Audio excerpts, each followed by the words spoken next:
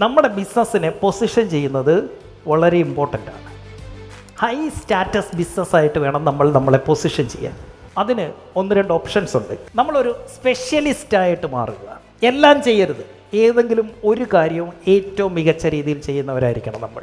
B a specialist, not a generalist. ഏതെങ്കിലും ഒരു കാര്യത്തിൽ പുലിയായിരിക്കണം. അത് നമ്മൾ നോക്കിയാൽ മതി. നമ്മളൊരു ഹോസ്പിറ്റലിൽ ചെല്ലുമ്പോൾ ഏറ്റവും താഴെ ഡ്യൂട്ടി ഡോക്ടർ, അത് കഴിഞ്ഞ് ഒരു സ്പെഷ്യലിസ്റ്റ്, അത് കഴിഞ്ഞ് എക്സ്പേർട്ട്, അത് കഴിഞ്ഞ് സെലിബ്രിറ്റി. സോ സ്റ്റാറ്റസ് കിട്ടണമെങ്കിൽ, മാർക്കറ്റിൽ വാല്യൂ കിട്ടണമെങ്കിൽ എന്ത് വേണം? B a specialist. 2, പ്രിസ്ക്രൈബ് ചെയ്യുക, സെല്ല് ചെയ്യരുത്.